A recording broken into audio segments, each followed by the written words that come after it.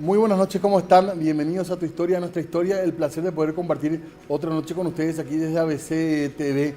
En esta jornada que de por sí ya es histórica, con la llegada de un nuevo presidente constitucional elegido democráticamente en nuestro país, que asumió en la jornada de hoy. Así que vamos a hablar un poco no solamente de eso en esta jornada, lo que resta de esta jornada, sino también de la otra gran fecha que tenemos hoy, el aniversario de nuestra querida ciudad de Asunción. Y estamos en uno de los lugares emblemáticos, no solo de la capital, sino en realidad del país. Hablamos de la Casa de la Independencia, este lugar que tanto queremos, y vamos a charlar desde acá con Ana Barreto, que nos acompaña en esta noche, a quien le agradecemos muchísimo su compañía. ¿Qué tal, Ana? Buenas noches y bienvenida. ¿Qué tal, Diego? Bueno, un saludo a toda la gente que está viendo ahora ABCTV. Bueno, vamos a hablar enseguida de la casa ahora, porque es como un lugar, yo no sé si compite con el Panteón. Bueno, por supuesto que compite, y para este es ver- más importante. Y por eso, no, y hay gente que te va a decir el Hotel Guaranito a nivel de postal, pero sin lugar a dudas, históricamente este es el lugar de nuestro país. Pero queríamos hablar de eso y un poco también de algunos edificios históricos de esta ciudad que mucho tiempo se repetía en televisión, uno recuerda, madre de ciudades. Realmente es así, ¿verdad? Sí, realmente es así. O sea, de acá han salido personas que lo han fundado y han eh, echado raíces o han, incluso Buenos Aires, ¿verdad? Ha sido parte o ha salido a lo mejor desde Asunción. Claro, realmente el primer intento de conquista de lo que suponía, bueno, recorrer el camino al Alto Perú, llegó con la expedición de don Pedro de Mendoza. Don Pedro de Mendoza llega con 1.500 personas, quedan en Buenos Aires. No era el terreno esperado para ellos. Los querandís que dominaban esa región eran cazadores-recolectores, así que estas 1.500 personas a los meses empezaron a pasar penurias de hambre. De la primera expedición, o sea, de esa expedición sobrevivieron 300 y un poquitito más de personas que terminaron remontando el río Paraguay. Y bueno, Juan de Salazar y Espinosa encontró un lugar donde se podría pensar en afincar, en traer a esta gente que estaba pasando hambre en Buenos Aires, que ya estaba destinada a una muerte segura o al retorno de toda la expedición. Don Pedro de Mendoza, enfermo, decide retornar y muere en alta mar. Entonces, como para que toda la expedición no termine, pese a todas las penurias de esa manera, entonces este grupo de los que quedaron como segundos de mando, dentro de los que estaba Juan de Ayolas, Domingo Martínez de Irala, Salazar y Espinosa, decidieron fundar una casa fuerte, que fue lo que fue fundado. Asunción no fue la única, se fundaron otras casas fuertes, pero la permanente fue Asunción, y esto debido a dos factores muy importantes. El primero de ellos, que los carios estaban en guerra, o sea, cuando aparecen los españoles, los carios estaban librando una guerra con los chaqueños. Entonces, la aparición de los españoles significó para los carios en su momento una alianza de estrategia, ¿verdad? Y por otro lado, el eje del alimento. O sea, los guaraníes ya eran tribus más sedentarias, así que ya se tenía asegurada la chacra. Fue madre de ciudades porque Asunción termina convirtiéndose 3 años después ya en una ciudad con el cabildo, y a partir de Asunción se empiezan a fundar las otras ciudades. Todas las que eran casas fuertes, muchas desaparecieron, otras fueron ya fundadas como ciudades, y se vuelve a refundar Buenos Aires unos 40 años, 50 años Al después. tema de Asunción, ¿se tiene estimado dónde estuvo ese primer El sitio fundacional. el sitio fundacional de nuestra Sí, capital? el sitio fundacional de Asunción, lo que era la antigua Bahía de Asunción, porque lo que hoy vemos como bahía, es decir, cuando nos paramos a la costanera y miramos enfrente y vemos el Biwa, ese pedazo de tierra hoy no existía. Y en realidad la existencia del Banco San Miguel es muy reciente. Durante la independencia, por ejemplo, el Banco San Miguel no existía.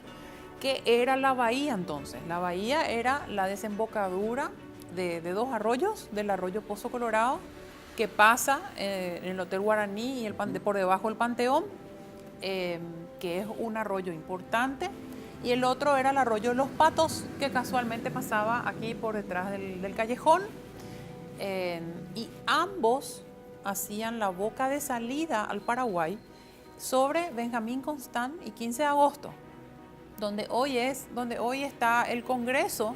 Esa era la manzana jesuítica. Y la manzana jesuítica, es decir, para que la gente se imagine, la calle 15 de agosto se tenía que cruzar con un puente, porque entre Benjamín Constant y 15 de agosto, a partir de esa esquina, por el costado, lo que hoy es el Congreso, empezaba la bahía. La bahía era la desembocadura de estos arroyos. Mucho más arriba, por decirlo de alguna manera. Sí, y era un espacio abierto a la que se le llamaba además la Laguna de los Patos.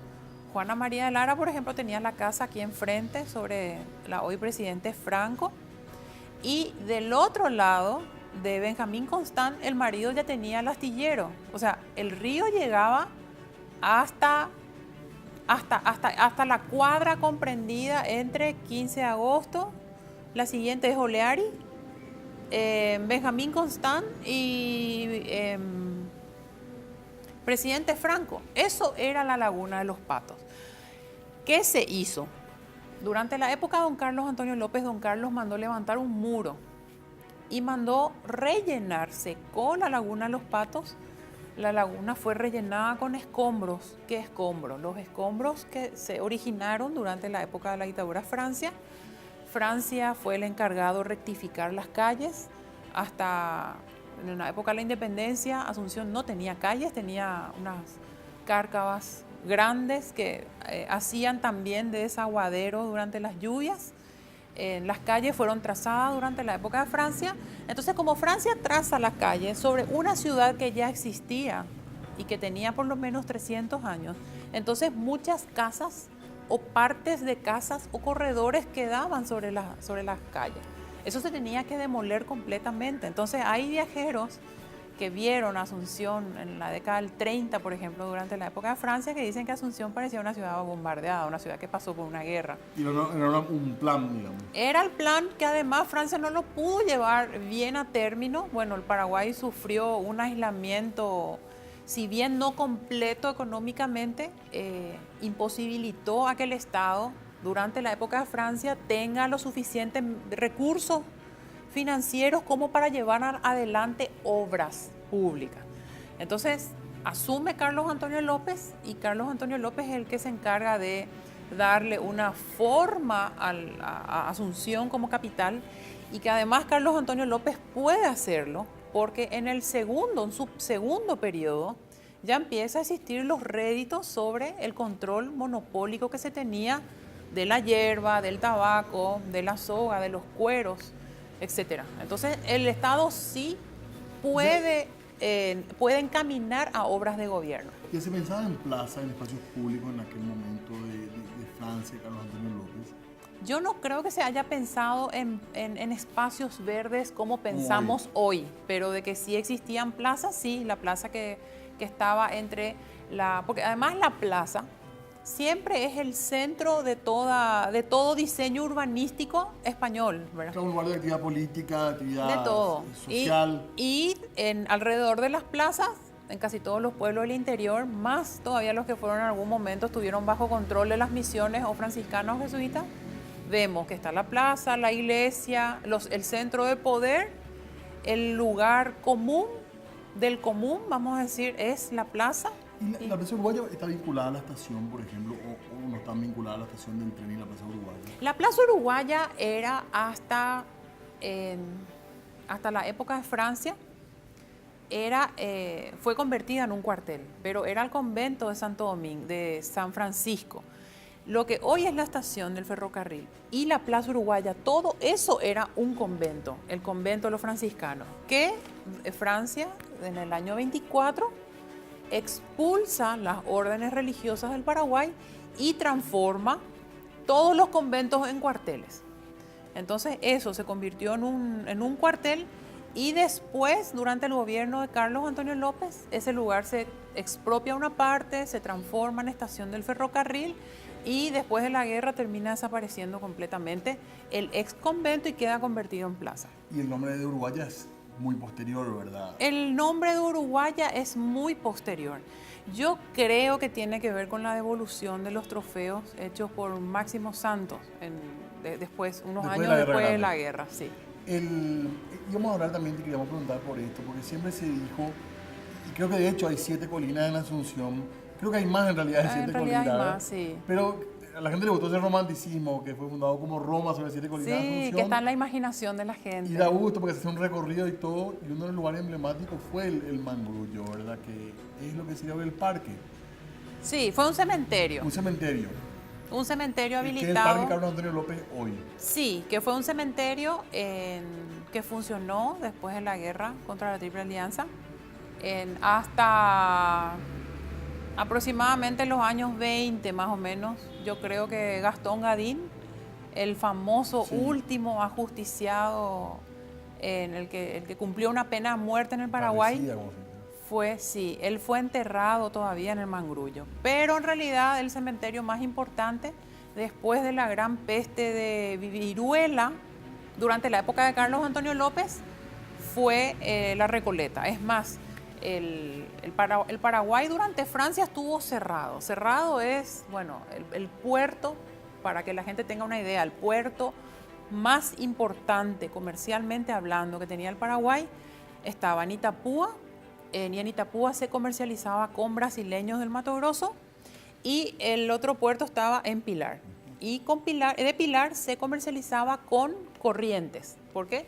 Existían trabas para llegar hasta Buenos Aires. Entonces Corrientes se convirtió en un aliado comercial de la época francista. Durante la época de Carlos Antonio López, el comercio con Itapúa fue clausurado y quedó Pilar como puerto único. Quiere decir que los barcos transportando personas, mercaderías, no llegaban a Asunción. Asunción no estaba expuesta entonces a ningún tipo de peste. Y durante la época de Bernardo Velasco se había hecho una gran vacunación en toda la provincia del Paraguay contra la viruela, pero después no se había hecho más otra vacunación. Entonces, cuando asume Carlos Antonio López, y durante la época de Carlos Antonio López, el puerto de Asunción vuelve a abrirse, habiendo estado cerrado 20 o más años, se produce una gran peste de viruela en el Paraguay entre el 42 y 43, que causó estragos en la sociedad. La iglesia de la Encarnación, que también quedaba en esta esquina, en 15 de Mayo y Palma, y que estaba ubicada durante la época Carlos Antonio López en Los Bajos, ahí cerca del Congreso. En ese lugar, por ejemplo, estaba el cementerio de párvulos. Los niños eran enterrados en la iglesia de la Encarnación, pero la gente se enterraba dentro de las iglesias, no afuera, no en un jardín que está... Un campo santo. No, se enterraban adentro. Los que tenían más dinero se enterraban más cerca de los altares, y los que tenían menos se enterraban en los corredores, algunos se enterraban en el lugar de tránsito de las puertas. Así que la peste de viruela es lo que le obliga a Carlos Antonio López a tomar una decisión de políticas pública de salud, sacarle a los fallecidos por viruela fuera de Asunción como una forma de detener la peste en la capital, y así se inaugura el cementerio La Recoleta. Incluso Carlos Antonio López después le llega el cuento de que los padres de la Encarnación, porque todos los fallecidos por viruela no podían ser velados, tenían que ser enterrados directamente. Para que no se propague. Para que no se propague la peste. Sin embargo, por lo visto que a los asuncenos les costaba tanto despedirle a sus hijos chicos, a sus niños menores de 10 años, muertos por la viruela, que les sobornaban a los sacerdotes de la Encarnación para que a escondidas les dejen velar al chico en la iglesia. Don Carlos Antonio López se entera eso y clausura el cementerio de la Encarnación, también en el marco de la peste y la viruela. Entonces ahí sí... Acá estaba el cementerio entonces.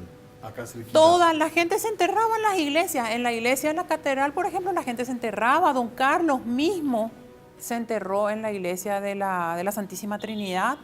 Él falleció en el 62. Juana Paula Carrillo falleció en el 71, se enterró en la misma tumba. Después fallecieron las dos hijas, Inocencia y Rafaela. También la última creo que falleció en 1901.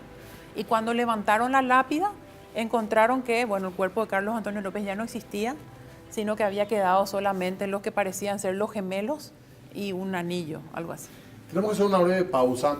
Vamos a hablar un poco de la Iglesia de la Encarnación, también está interesante, historia también de traslados, que hasta el lugar que está hoy, esa emblemática iglesia también en nuestra capital. Hacemos un breve corte y ya volvemos.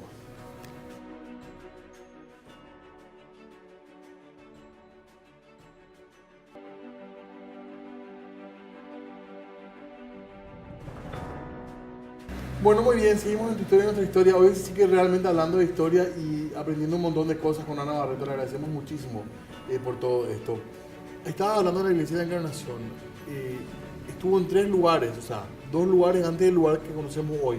Sí, la Iglesia de la Encarnación, en la Iglesia de la Encarnación, por ejemplo, fue enterrado el marido de Juana María Lara, en el callejón, lo que llamamos hoy callejón histórico en la Casa de la Independencia, era una callejuela que conectaba 2 lugares. Por un lado, la calle del cuartel del colegio, que es 14 de mayo, y por el otro lado, donde hoy hay una tienda comercial grande, estaba ahí la iglesia de la Encarnación y estaba el cementerio.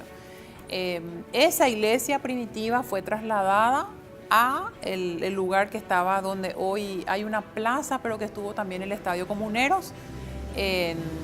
Sería detrás de la nueva biblioteca del Congreso. Ahí estaba la iglesia de la Encarnación, la que tenía el cementerio de párvulos, y esa iglesia fue cambiada después de un gran incendio.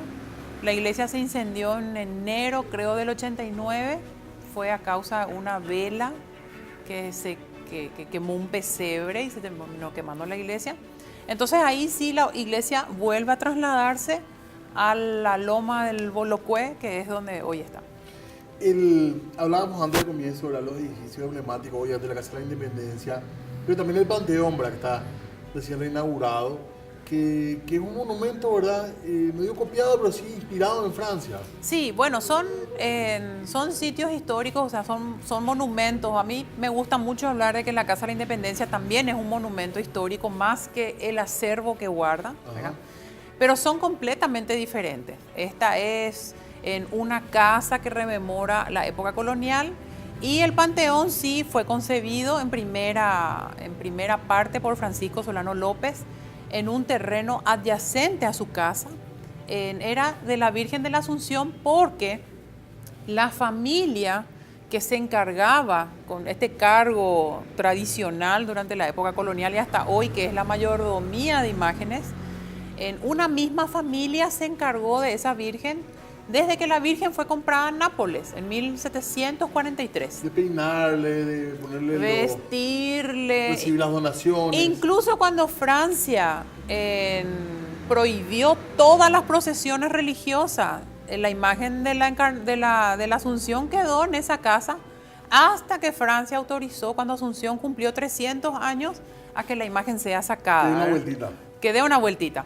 Entonces, la idea de Francisco es hacer un oratorio digno de la que era la patrona del Paraguay. Probablemente, como habíamos hablado, que la gente se enterraba en las iglesias, a lo mejor Francisco habrá imaginado que él iba a estar enterrado en algún momento en ese lugar. Antes era muy frecuente escuchar, hoy mayormente le decimos todo Panteón, pero antes era muy frecuente escuchar el oratorio para hacer referencia al lugar. Lo que pasa es que fue creado como un oratorio y se estuvo trabajando en ese edificio hasta que llegó la evacuación de Asunción. Por eso las primeras fotografías de Asunción, que sobrevivieron obviamente a la guerra, porque tomó el ejército aliado, uno ve el Panteón todavía con los andamios y con las cuerdas puestos. O sea, se trabajó hasta el último momento. Ese edificio quedó abandonado durante mucho tiempo. Es muy raro que no lo hayan demolido. Algunas veces me pregunto yo por qué no lo demolieron, pero bueno, llegó a estar arrendado como un vivero de plantas durante finales de la década del 10 en el siglo XX y los años 20. Era un vivero de plantas. Vamos a suponer que Diego quiere comprarle una orquídea a la esposa, entonces te ibas y comprabas del orquidiario que funcionaba en ese lugar. Se vendían helechos, se vendían rosas. Pero ya era un lugar importante para Asunción. No era ningún lugar importante. Digo, el lugar, las calles ya eran importantes, era un lugar de mucho tránsito. Era un lugar de mucho tránsito, pero el edificio estaba abandonado.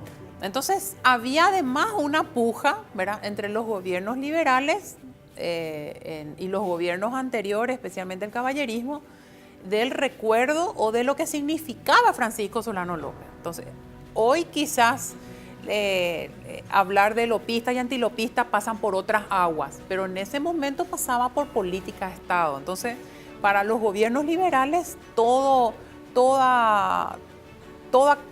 cuestión, lugar que rememoraba a Francisco Solano López era tiranía o era dictadura.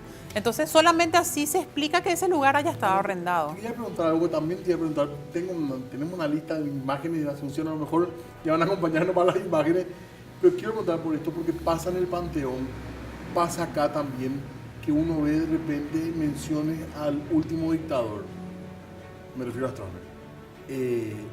¿Qué se hace con las placas? ¿Cómo se puede entender? ¿Cómo un niño me lo viene acá y va a leer? ¿Cómo entender ese contexto? ¿Tiene que ser algo frío? ¿Es ya papel de todos nosotros poner en contexto? ¿Qué se hace con esas placas? Que son historias, porque en algún momento también da un poco de vergüenza, están en algunos edificios. Bueno, sí. Mi opinión, no sé qué responderte, porque en realidad yo tengo una opinión personal y tengo una opinión institucional. Personalmente, porque, o desde el punto de vista de la historiadora, ¿verdad? No sé si se puede entrar en eso, porque el Panteón de repente hasta hay placas que son directamente cepilladas, ¿verdad? Sí. Sí, nosotros tenemos acá un mural, en realidad no es una placa, sino que es un mural hecho por la Terza Parodi, donde está el general Stroessner. ¿Eso se puede sacar? Y yo creo que todas estas simbologías relacionadas con la dictadura tienen que ser siempre resignificadas. En algunos casos, dependiendo de lo que la placa diga, yo estoy de acuerdo con que tiene que ser retirada. Dependiendo, pero es cada caso en ver el contexto, ver el lugar donde fue colocado. Pero sí creo que hay que hacer un trabajo siempre de decir y ponerle los nombres a las cosas. O sea, decir, el gobierno del general Stroessner es la dictadura, o el gobierno dictatorial, o el gobierno militarista de la época de Stroessner. O sea, creo que sí hay un compromiso siempre con esas cosas. Tampoco se puede negar, ¿verdad? Hay un edificio que no se puede negar, se hizo en esa época y está la placa, ¿verdad? Pero a lo mejor poner en contexto entonces sería. Por eso digo, dependiendo de qué edificio sea, dependiendo de la placa, en qué contexto haya sido entregada. O sea, creo que no puede haber una ley que corte todo por igual, digamos, sino que para mí se tendría que analizar cada una de las situaciones, igual que acá. Y pensaba a futuro a lo mejor no ser tan personalista con el tema de los lugares públicos, ¿verdad? Mira, Diego, por ejemplo, voy a dar un ejemplo sobre lo que estás diciendo, que no es una placa, pero la espada de un Fulgencio Yegros, que pudo haber sido el padre del Fulgencio Yegros, que es nuestro prócer, o pudo haber sido el abuelo, que también se llamaba Fulgencio Yegros y que llegó a ser gobernador del Paraguay, fue a parar a Buenos Aires. ¿De qué manera? Yo quiero suponer de que cuando Fulgencio Yegros va a Buenos Aires, durante las invasiones inglesas al Río de la Plata, lleva la espada que le pudo haber pertenecido al abuelo gobernador y la intercambió con otro oficial. Como esas señales de respeto que se estilaban. Esa espada de plata, de cuero, preciosa, toda con la vaina, fue devuelta por el gobierno argentino. ¿En qué momento? En el marco de las dictaduras de Paraguay y de Argentina. Fue devuelta por el general Onganía. La pregunta que algunas veces tengo es, ¿exhibimos la espada y exhibimos también el documento? Porque el documento está firmado además en un año en que se termina por pactar el Plan Cóndor. ¿Qué hago? ¿Escondo el documento y exhibo solamente la espada? Entonces lo que hacemos siempre es explicar. Esta espada estuvo en Buenos Aires, algunas veces exhibimos el documento dependiendo en qué parte de la vitrina, porque cambiamos de lugar en los objetos. Algunas veces, Diego, yo exhibo con el documento y digo, esta espada fue devuelta en el mismo momento que fue pactado el Plan Cóndor. Por una parte, la narrativa histórica de ambos gobiernos dictatoriales era el de la gran nación, y por otra parte se estaba viendo cómo canjear presos políticos, por ejemplo, para ser asesinados. Esas son cosas que son parte de un contexto y las cuales yo comparto plenamente contarlas en ese sentido. Importante también que apuntemos la educación, ¿verdad? Para que cualquier persona que vaya sepa qué pasó en el país, ¿verdad? Que no haya duda de lo que pasó en el país, entonces también sería más fácil, ¿verdad? Mira, Sí, Diego, sí. si acá hablamos del baño, del Bacín, ¿por qué no hablaríamos también de las PAD? O sea, la Casa de la Independencia tiene 245 años en pie. Se presta para hablar hasta de la esclavitud. Hace poco tuvimos una exposición temporal donde hablamos acerca de gente de la cual la historia jamás habló y eran los esclavos que vivieron en esta casa. Si vamos, creo que ya dijiste, pero para ir cerrando nomás, como lugar colonial podríamos decir la Casa de la Independencia como para representar el Paraguay colonial. Y la gente que está en la Manzana de la Ribera va a decir que es la Manzana de la Ribera, pero para mí este lugar es el lugar Acá más ya hay- importante. Acá hay un tema de feudalismo, ya parece. Sí, este es un feudo total. Y después de este lugar, ¿qué otro lugar elegirías como símbolo, Van? Así para 3 o 4 momentos históricos, incluyendo la dictadura. Bueno, el Panteón de los Héroes para mí es un lugar que tiene mucho simbolismo, porque además lo que el Panteón de los Héroes narra es el momento de que el oratorio se transforma en una tumba, y se transforma en una tumba de héroes dibujados por el contexto histórico de ese momento. Es decir, Francisco Solano López, alguien que tenía encima un decreto de desnaturalización, termina convirtiéndose en el héroe máximo. No necesariamente, o sea, no centralmente viendo si Francisco Solano López tiene cualidades o no de héroe. A mí me interesa mucho el discurso por el cual es Reivindicado. incluso que van a la Mambay y excavan una tumba y sacan tierra, y esa tierra viene cargada de simbolismo. ¿Por qué se lo reivindica él?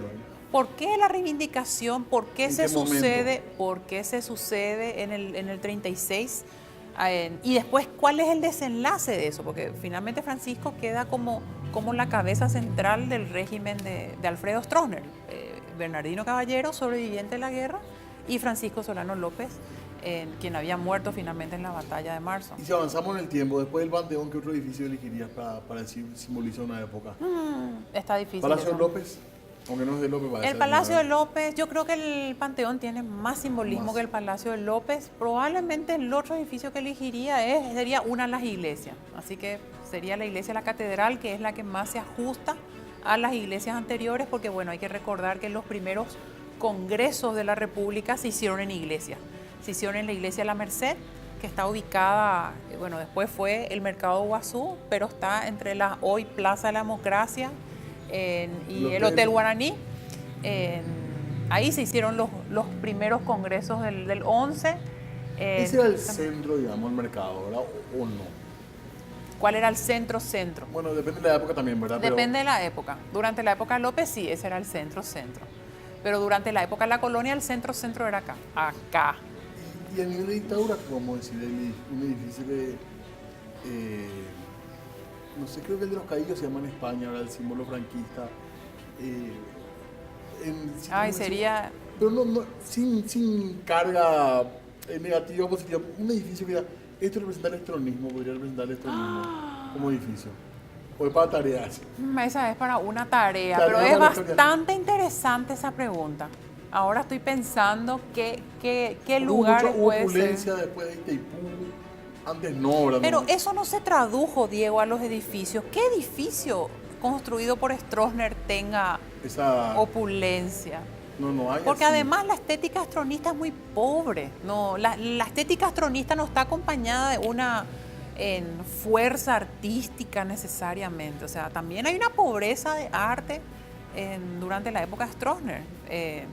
Estoy pensando, por ejemplo, el monumento a Cerro Corá O el Cerro Lambaré por ahí. o el de Cerro Lambaré, el de Cerro Corá, los monumentos que se hicieron a las batallas durante el centenario de la guerra, por ejemplo, comparten todos una misma estética, ¿verdad? Podrían ser eso, pero creo que es una linda tarea para pensar. Gracias, Ana. Así queremos recordar a Asunción hablando un poco de historia y de nuestra capital, a la que tanto queremos. ¿eh? Querías hablar de muchos monumentos y terminamos hablando de otras cosas. Y así pasa ese, ¿verdad? Cuando empieza a subir la charla. Yo me digo en el tema de la viruela acá. Yo vestido, quería hablar de la vacunación de y la vamos- viruela.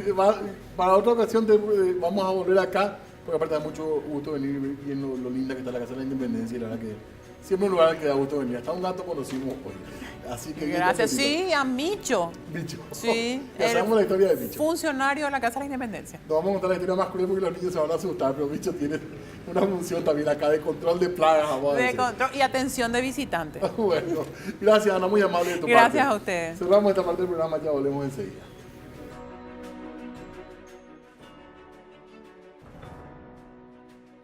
Don Sisto, buenas noches. Antes que nada, gracias por recibirnos acá en el mercado. Muy buenas noches, señor Diego. Queríamos saber un poco de este mercado. En 1940, ¿es el mercado en pie, digamos, más viejo de Asunción? Sí, exactamente así mismo. Esto fue construido en la época del mariscal José Félix Estigarribia y como había anteriormente el mercado allá en el centro donde era el Banco Central, entonces el presidente decidió traer el mercado y construir acá el mercado número 1. Este mercado, bueno, es muy conocido sobre todo por la parte del comedor, pero aparte hay una actividad de venta todavía de verduras y demás, ¿verdad? Sí, tenemos verdura, carnicería, despensa, pescadería, tenemos de todo. ¿Cuánta gente más o menos trabaja en este mercado? Municipales, digo. Funcionarios Sí. municipales. Y funcionarios municipales estamos entre 5. Ajá. Son 5 personas las encargadas. 5 de todo personas, este sí. lugar. Y después los permisionarios, que son cuántos. Son 47 permisionarios tenemos en este momento. Hay gente que está hace mucho tiempo acá. ¿Cómo? Hay gente que está hace mucho Sí, tiempo. hay muchísimo tiempo, hay gente de muchísimos años. ¿Y cómo es este mercado, don Sisto? Contanos un poco cómo es el espíritu de este mercado. Y es un mercado donde viene la gente humilde, la gente que busca conveniencia de su comer rico y buscando precio. Es más que nada eso, digamos. Más que nada eso. Entonces, ¿hace cuánto que estás acá vos en este Hace lugar? un año. Un año. Sí. ¿Venías de mercados también o...? Sí, venía hace bien de vez en cuando. Ajá. Pero hay varios mercados en Asunción Sí. Municipales. Sí, tenemos el mercado 1, mercado 1, Sí. mercado 2, mercado 3 y mercado 4. Y el mercado 9 que está en Sajonia. Pero más bien conocido como el mercadito. No como el mercadito, así mismo. Así nomás se le conoce. Sí. Hubo incendios acá, ¿verdad? No hubo un incendio, hubo una explosión de una garrafa que se conectó mal. Eso fue más o menos unos 8 meses por ahí. Ya. ¿A qué hora arrancan las actividades acá? Y a partir de las 2:30 de la mañana hay gente que ya viene a trabajar. ¿Y esto como queda abierto? ¿Hay gente...? No, hay guardia de noche. Ajá. Hay guardia de noche y tenemos 2 turnos y ellos le abren a los permisioneros a las 2, las 3 de la mañana, gente que viene a trabajar a temprana hora, y a las 6 de la tarde ya se cierra. Este lugar también suele ser famoso porque es como que se encuentran a veces los que están terminando la farra y los que están empezando a trabajar también, Y ¿verdad? sí, los domingos normalmente los jóvenes vienen a desayunar aquí. Normalmente los domingos. Y hay gente que está empezando a trabajar. Ya están empezando a trabajar. ¿Cuánta gente calcula más o menos que viene acá? Y ¿hay mucha actividad o tiene una idea de cuántos compradores vienen? Hay mucha actividad, pero exactamente no sabríamos decir cuántas personas, porque varía mucho también, depende del tiempo, ¿verdad? Si hace frío o calor, pero una buena cantidad de gente. ¿Qué le falta al mercado para que tenga más vida? ¿O qué necesita el mercado? El mercado en este momento necesita realmente una remodelación total. Las cañerías ya están desfasadas, ya no dan más, la parte eléctrica. Por suerte ahora la Junta Municipal declaró de emergencia de todos los mercados zonales porque ya no dan. Hace falta varias cosas. No, varias cosas, no hay nada que hacer. ¿Y la actividad acá arranca temprano, termina a las 6 de la tarde y los fines de semana? Normalmente la actividad termina a las 4 de la tarde aquí. Ya se termina todo, a las 6 se cierra. Ya. ¿Y los restaurantes que están afuera no son parte del mercado, ¿verdad? Los que están pegaditos ahí? Sobre la calle Yegros ya son parte del mercado, sí. Las que están allá en el pasillo, sí. Ajá. O sea, donde está la tía Chela, todas esas cosas, la señora Genara, son parte del mercadito. Porque este es de calle a calle, ¿verdad? De calle a calle. Ajá. Y hay venta de electrodomésticos, hay electrónicos, hay celulares, verduras. Sí, completito. el completito, el que viene va a encontrar todo aquí. Hay un rato. Sí. ¿Vos sos de la zona, sí, no? Sí, soy de la zona. ¿De dónde sos vos? Yo soy acá cerca acá en Sajonia, cerca del Canal 9 Vida. Ajá. ¿Y siempre viviste por acá también? Sí, siempre, Ajá. ¿Y estás trabajando en la municipalidad? en la hace cuánto? municipalidad, hace 10 años. Ajá. ¿Y la gente de limpieza o los que limpian acá son personal del mercado o es gente que viene de afuera? No son gente que corresponde al aseo urbano, Ajá. no depende de la administración. Y con los trabajadores se hace concienciación para mantener limpio, para buscar traer más clientes? Porque vemos que está muy limpio en general siempre este lugar. No, el mercadito es uno de los mercados mejor organizados, uno de los mercados más limpios. Acá la gente sabe cuáles son sus compromisos, cuáles son sus responsabilidades, entonces hay una ayuda también de parte de los permisionarios, también, que ellos también son conscientes de que hay que mantener limpio el mercado por el bien de la gente y por lo que ellos también ofrecen al público, ¿verdad? ¿La gente recuerda cuál fue el mejor momento del mercado en cuanto a movimiento?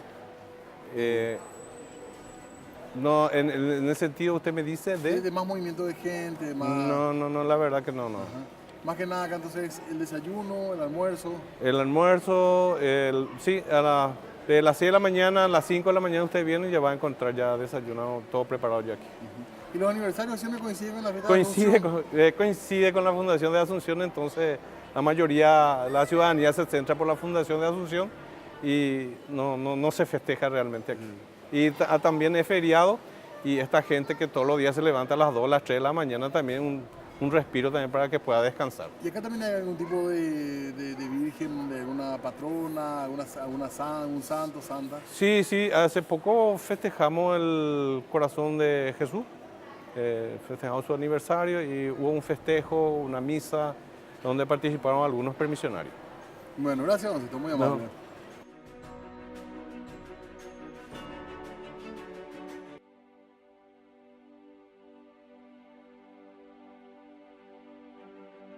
Chela, ¿hace cuántos años que estás trabajando acá en el mercado? Más de 40 años. ¿Y cómo empezaste acá? ¿Viniste, eras chica? ¿Cómo fue todo? Yo soy de cuna prácticamente mercadera. Con orgullo digo eso, ¿verdad? Mucha gente a lo mejor no le gusta porque le parece que es algo denigrante, pero para mí es un orgullo ser mercadera. ¿Y aprendiste a cocinar acá o ya No, viniste sabiendo? Mi abuela vino del mercado Guazú, que era frente al banco de Fomento. Cuando ahí se terminó, se le trajeron acá. En ese entonces mi mamá tenía 12 años, cuando vino con mi abuela a trabajar en este mercado. ¿Y ella la que sabía cocinar o tu abuela ya? No, somos una generación de mercaderas. Mi tía era la que cocinaba, mi mamá vendía gallinas, pollo, huevos, porque antes el pollo y la gallina no se vendía como ahora, todo desplumado. Partido estaba en eso. jaula y ahí la persona venía, miraba y pedía lo que quería y se le desplumaba y esa cosa y llevaba. Vos sos de San Antonio, me dijiste, ¿verdad? Acá del barrio San Antonio, acá de En Sajonia. Sajonia. Sí. Ahí te criaste, ahí creciste. Me malcrié también ahí, sí, exactamente. Y después, ¿cómo fue para que empieces a ponerte local acá? Y bueno, yo estudiaba, terminé mi quinto y sexto curso en Dante Alighieri, te digo eso. Y desgraciadamente mi mamá se equivocó porque antes había mucho, ¿cómo se llama?, perjuicio así. Por ejemplo, mi mamá era mercadera, entonces nadie, el cumpleaños, esa cosa, nadie me invitaba. Ah, por el prejuicio, sí. Sí, antes, ¿verdad? Había cumpleaños de 15, tenía mis compañeras y nadie me invitaba porque mi mamá era mercadera. Se equivocó mi mamá en ese entonces. Pero yo tengo nomás que después cuando mi tía falleció, ella era la dueña del negocio, cuando mi tía falleció yo me quedé con el puesto de mi tía. Ya estaba acá. Sí, me quedé a cocinar, pero ya mayor, ya tenía 25 años tenía. Y Chela, y desde aquel comienzo hasta ahora, ¿cambió mucho el menú? ¿Incorporaste cosas vos? ¿Qué le pusiste vos a esto? No cambió tanto, ¿verdad? Solamente que hay cosas que nosotros, como decimos, hoy nos vamos como el puretón, por ejemplo, que antes existía, pero no tenía ese nombre. Antes era, por ejemplo, la tortilla con huevo y salsita nada más. Así se le decía. Se le decía. Y después los muchachos de la madrugada venían y me decían, tía, queremos comer algo purete, algo llorador. Y por ahí económico, ¿verdad? Que les satisfaga y que sea económico. Y bueno, yo les sugería la tortilla con el huevito y la salsa. Y así hasta que después como el purete, salió un puretón. Se quedó un puretón. O sea, acá hay lugares que ya hacen ahora, pero acá fue el originario, digamos, Sí, el original. Acá en el mercado. Sí. Y Chela, tu rutina es muy exigente porque vos empezás muy temprano, me estabas contando. Sí. ¿A qué hora arrancás? Y las 2 yo entro, a las 2:30, a las 4 se abre el portón. Porque Tomás acá nomás ya. Acá tomamos mate, sí, vivimos más acá que en nuestra casa. ¿Y desayunás después, tranquila? Sí, desde luego, cuando termina mi mate me da un bareá con remedio y le como tortilla o si no... ¿Cuántos kilos de harina usás por día para la tortilla? 10 kilos. 10 kilos. Sí. ¿Y puchero? Y depende de los días, por ejemplo, los lunes yo pongo 30 kilos y 10 patas. Hago caldo de pescado y hago caldo de pollo con borí. Esos son los calditos que tengo para Que siempre los hay. lunes. Los martes, como hoy, hay caldo de borí, puchero con borí. Tengo hoy caldo de soabua. Y hay pescado que todos los días hay caldo de pollo. Y mondongo los martes, el guiso de mondongo. Cazuela de Cazuela mondongo, sí, martes. los martes. Y milanesa de mondongo todos los días. Todos los días. Caldo de pescado todos los días. Tallarín todos los días. ¿A qué hora serviste tu primer plato en Chela? Las 11 por ahí. Del mediodía. No, desde que arrancaba de las 2 de la mañana. ¿A qué hora está lo primero? Y a las 4 se abre el portón. A veces hay gente que está esperando que se abra el portón para entrar y desayunar. Hay veces que acá es taxistas. simpático porque se cruza, ¿verdad? El que está empezando a trabajar con el que está viniendo de la fiesta. Hay ese público variado, ¿verdad? Ahora hay poca gente que viene a las fiestas, ¿en más hay serio? taxistas que, por ejemplo, tienen turno noche y vienen a desayunar, o muchachos así que se van a jugar fútbol y de por ahí vienen cayendo. Pero hay poca gente que... No hay más esos lugares barritas No, como ya antes. no hay más. Se como- acabó eso en Sí. Chela. Antes inclusive había través y eso que venían ahora. Sí. Opa, no hay más. No sé si viajaron todos o qué. pero qué no- pasó? Sí, no vienen más. Y empezaba a las 4 de la mañana y tu último plato servía a qué hora. Y las 2 por ahí, el último plato cuando termina. Ahora, por ejemplo, el puchero que estaba lleno de esa cacerola, está más de la mitad allá abajo. Educaste 2 hijos, Sí. sos abuela. Soy abuela. Somos de familia muy corta. Por ejemplo, yo no tengo hermana ni hermano. Y entonces, de parte de mi papá ya fallecieron todos, de mi mamá también. Así que mis 2 hijos lo que me quedan, y mis nietos. ¿Y los productos vos compras acá mismo, te traen acá? Sí, tengo una señora hay 2 señoras que se dedican a vender así al mayoreo, ¿verdad? Y nos trae por bolsa la cebolla, papa, tomate por caja. Tu mandioca también es de acá, está viendo que es De muy acá linda. también. Nos trae también acá. Lo que no puede faltar es tortilla y puchero, ¿verdad? Tortilla, la que cuando no hay tortilla no quieren lo comer a veces. Ah. Por ejemplo, si come medio puchero, con una tortilla. O sollo si va a comer con una tortilla. ¿Cuánta gente emplea en Chela? Yo tengo 5 personas que trabajan conmigo. A full, ¿verdad? Sí, ellos vienen en distintos horarios, ¿verdad? Les espero hasta las 6 de la mañana. Y una persona que se levanta a las 1:30, 2, ¿a qué hora se acuesta? Las 7 pues ya me acuesto. ¿En serio? Yo no me voy a cumpleaños, no me voy a fiestas. Por ejemplo, hace poco era el cumpleaños de mi bisnieto. No me puedo ir porque si no, al día siguiente no puedo venir de ahí, por ejemplo, trasnochar a trabajar, ¿verdad? Solo domingo descansás. Los sábados no vengo tampoco. Antes trabajaba feriado, domingo, todo, pero ahora ya no, estoy cansada, estoy ya toda enferma. Y ya no me da el cuero para venir los sábados, quiero descansar ya. ¿Cuál es la parte más gratificante de esto? Que la gente te dice, te comenta. No, lo más gratificante es, por ejemplo, el cariño de mi gente. De la gente que viene y me da un beso. O la tía me dice, me da un beso. Te quiero, esas cosas, ¿verdad? Me encanta, eso me da vida a mí. ¿Y te ponderan la comida? Y si nunca todavía hasta ahora no me dijeron da Heiner en mi uña, che. Qué rico, que es muy rico, eso más te escucho, ¿cierto? E incluso la gente a veces para referirse al mercado dice, vamos lo de Chela, dicen. Y vos sabés que la gente hablamos mal. Porque en guaraní nosotros a veces decimos cosas que en castellano es feo, ¿verdad? Dice un señor, dice, uña chela, dice, quería comer tu pescado y le dije a mi compañero, ya uña chela, ve. ¿Y cómo pico decir así, verdad? Ya uña chela, le dice. Queda feo. Queda mal para comer pescado, por ejemplo. Y así, ¿Y el pescado de diciembre? todos los días. Sí. Bueno. 2 veces hacemos, a veces 3 veces, depende. Está prácticamente desde que se fundó este mercado acá, entonces. Y sí, porque de mis antepasados, todos, desde que se fundó, estuvo mi abuela. Y después, de generación en generación, porque mi hija también está trabajando otra vez acá. Así que de generación en generación se va. Gracias, tía Chela, muy amable A de tu parte. ustedes sí por acordarse de mí. Esto es lo que a mí me da vida. El cariño que me tienen en mí. Ustedes también que se acuerdan de mí. Pero Que todos no somos- soy nada, soy una mujer No, al trabajadora nada contrario. más. Y aparte somos tan clientes de acá, muchos Ah, hemos también. pasado por acá, así que los compañeros ni qué decir. Bueno, Gracias, Chela, muy gracias amable de tu a ustedes parte. también. Cerramos nuestra historia aquí en esta jornada de miércoles 15 de agosto. Queríamos compartir también con los protagonistas de la ciudad de Asunción. Hasta pronto.